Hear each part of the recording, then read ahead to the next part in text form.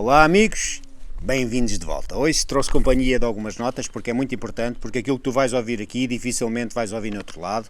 E eu vou falar da guerra da Ucrânia e da Rússia de uma forma simples, da forma mais simples que eu conseguir, e para isso tive que criar um mapa temporal para me ajudar e talvez consiga ser mais perceptível. Antes de falar o que provavelmente ninguém te vai dizer sobre a guerra da Ucrânia, só esclarecer que não vou fazer julgamentos, apenas vou dar informações, porque se tiver que escolher um lado, vou escolher o lado da Ucrânia, e este conflito é muito mais complexo do que isso, e nós temos que olhar para os argumentos dos dois lados e não apenas olhar para um ou dois argumentos, e normalmente esse um ou dois argumentos são apenas de um lado. Todos os dias tu és bombardeado com omissões e visões de apenas um lado. Isto é a realidade. Por isso eu criei esta linha temporal e tu provavelmente vais pensar ou provavelmente vais dizer assim, espera aí, eu não sabia disso.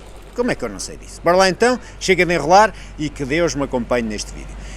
Quase todos nós sabemos que do lado ucraniano eles vão dizer, pá, nós em 1991 nós fizemos aquele acordo de Bucareste e nós demos as nossas armas nucleares à Rússia e a Rússia ficou ou chegou a acordo de nunca atacar ou de nunca invadir a Ucrânia. Afinal, eles atacaram. Do lado russo eles vão dizer, espera aí, vocês disseram que nunca iriam querer entrar na NATO e agora querem.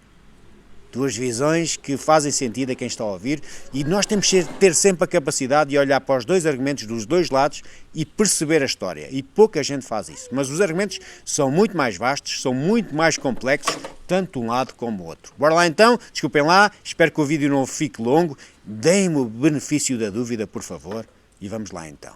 Bem, a Ucrânia fez parte da Rússia entre 1967 a 1991, 337 anos. Em 1991, a Ucrânia fez um referendo para a sua independência, onde tiveram mais de 90% dos votos. E esta independência teve como grande impulsionador, na altura, não só lá, mas em toda a Europa, o famoso, o melhor presidente de todos os tempos, Ronald Reagan, que lutou no mundo pela liberdade de expressão, pelo mercado livre, pelos direitos humanos. Então Reagan conseguiu, entre aspas, dar a volta ao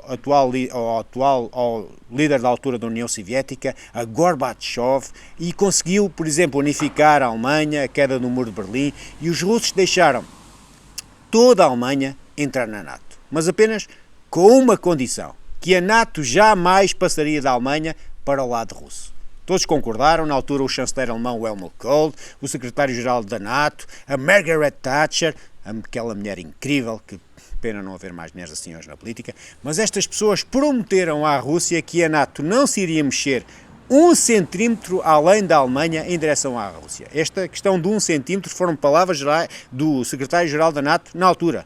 Nós não avançaremos 1 centímetro. Se olhares hoje para o mapa da NATO, todos nós percebemos que aquele centímetro foi violado por milhares e milhares de quilómetros. O que é que vocês acham que os russos pensam quando olham para o mapa da NATO? Pá, vocês devem estar a brincar connosco. Olha para isto. Então, e todos os acordos que nós fizemos? Então, Ronald Reagan, Margaret Thatcher, o secretário-geral da NATO, que é isto? Que é isto? Às vezes temos de ter a capacidade de nos pôr no lugar dos outros e não é só isso. O que eu te vou dizer agora, se calhar vai-te surpreender mais do que o teu próximo Natal sem bacalhau. A Rússia em 1991, e a linha temporal, só recapitular, a linha temporal é muito importante aqui. 1667 até 1991, a Ucrânia fez parte da Rússia, então são 337 anos. Em 1990 houve a unificação da Alemanha e a promessa de não avançarem aquele centímetro, não avançaremos para o lado russo. Em 1991 a Ucrânia estava independente, referendou, conseguiu a sua independência, apesar de George W. Bush ter avisado os ucranianos. Pá, vocês têm que ter cuidado com o nacionalismo aqui na Ucrânia, não se esqueçam que o vosso vizinho é a Rússia, vocês estão a brincar com o fogo, mas em frente. Nesse mesmo ano, em 1991, Boris Yeltsin, na altura o presidente da Rússia, manda uma carta à NATO a dizer que a Rússia está disposta a entrar na NATO. Sabias disto? Então reparem bem, a Rússia desiste da União Soviética, faz um acordo para a queda do Muro de Berlim, entra no capitalismo, desiste do comunismo, aceita a democracia, pelo menos no papel, e até não se importa de pertencer à NATO. Tu sabias disto? Sabes o que é que a NATO fez? Ou melhor, o que é que a NATO não fez? Nada, não deixou. Pensa bem, a NATO pensou assim, espera aí, nós fomos criados para nos defendermos da Rússia e de um momento para o outro a Rússia quer fazer parte da nossa instituição. Pá, isto significa que nós já não somos precisos. E depois de bilhões ou trilhões em armamento, milhões e milhões em negócios, em todas aquelas ONGs criadas, amigos, Para quem vende armas, a paz é a pior coisa, é uma coisa muito má, é como tu queres vender t-shirts no Polo Norte, a NATO nunca quis. Então, em 1991, o Acordo de Bucareste, a Ucrânia entrega 1.700 ogivas nucleares à Rússia e a Rússia ficou como protetora da Ucrânia. No ano 2000, e aqui as datas são muito importantes, amigos, no ano 2000, importantes para percebermos a história, e o desenrolar temporal de toda a história. Então, no ano 2000, já com Putin no poder, Putin diz que a Rússia, se for tratada como os outros países da NATO são tratados, a Rússia não tem problema nenhum em entrar na NATO também. Putin diz isto concretamente a Bill Clinton, na altura presidente dos Estados Unidos. E sabes o que Bill Clinton disse? Não quis. A NATO nunca quis a Rússia, a paz afinal não é assim tão importante para alguns, mas em frente. Em 2001 acontece o que tu conheces tão bem, os atentados de 11 de setembro. E Putin é o primeiro a solidarizar-se com o povo americano e mostrou o interesse em realmente acabar com todo o terrorismo, porque para ele diz que na altura disse que entendia os americanos, porque ele sempre foi vítima dos terroristas chechenos. Eu não estou a dizer concordo ou discordo, aqui não estão as minhas opiniões. As minhas opiniões estão fora deste vídeo. Isto é os factos que eu te estou a mostrar. Então, em novembro de 2001, Putin apoia a invasão do Afeganistão para destruir os talibãs. Sabes o que é que Putin fez?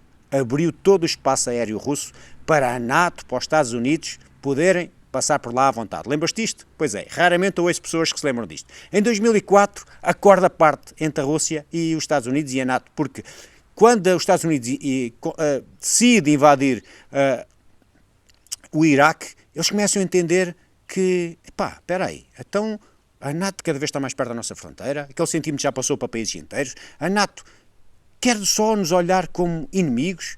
Em 2004 houve as eleições, Yukovic contra Yukoshenko, Yukovic foi declarado vencedor, e recorde-se que Yukovic era alinhado com a Rússia e Yukoshenko era alinhado com o Ocidente, e com todas aquelas organizações não governamentais, mas depois de inúmeros protestos, o Tribunal Superior do país, lá da Ucrânia, deu a vitória a Yukoshenko.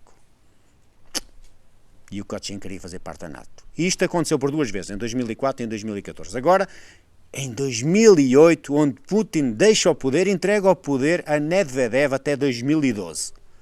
Putin olha para todos aqueles países em 2012 e para todas aquelas ditaduras, como a Líbia, onde Gaddafi foi morto com inúmeros tiros à queima-roupa, e outros líderes que foram mortos, e pensa aí, espera aí, um dia vou ser eu. O mundo ocidental está a influenciar tanto os países do Médio Oriente, com inúmeras revoluções, onde os líderes são mortos, e isto é tudo impulsionado pelo Ocidente, mais concretamente por todas aquelas organizações não governamentais, e uma das maiores na altura era de George Soros.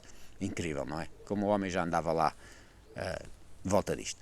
E Putin sabe que ele também tem um regime de ditadura. Ele sempre tiver o regime de ditadura e começou a recear que serei eu o próximo a ser eliminado. Como dizia Bocage, quem tem cu tem medo. Putin olha para tudo isto e percebe que o Ocidente vai fazer tudo para que Putin seja sempre o inimigo. A paz não traz lucro nenhum, como eu disse há pouco. Eles não querem paz. Quem gosta de armamento não gosta de paz. E Putin regressa ao poder e vence as eleições na Rússia, se calhar, não sei se foi legítimo, não interessa, em 2011, para tentar inverter o que para ele é cada vez uma Rússia mais enfraquecida pelo que se passa nas suas fronteiras. Quando Putin regressou ao poder, ele tentou, primeiro, que todas as organizações não governamentais não tivessem mais influência na Rússia, assim como tiveram nos outros países.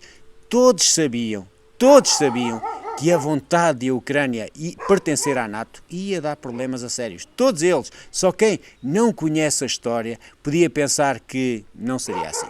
Se houver uma guerra nuclear, e eu espero que isso não aconteça, eu acho que ninguém no seu perfeito juízo quer, mas o mundo está cheio de gente que, primeiro, não sabe a história e cheio de gente que não tem juízo. E no final das contas, para quem ganha com os conflitos, para quem ganha com o armamento, quanto maior for a ameaça e quanto maior for o risco de tensão, maior também é o lucro e maior é a produção de armamento. Então, de 2012 a 2020, a Rússia e a NATO andaram ali a mandar farpas um ao outro, a criar retóricas, cada um com a sua retórica, de forma a tentar manipular as pessoas de cada um dos lados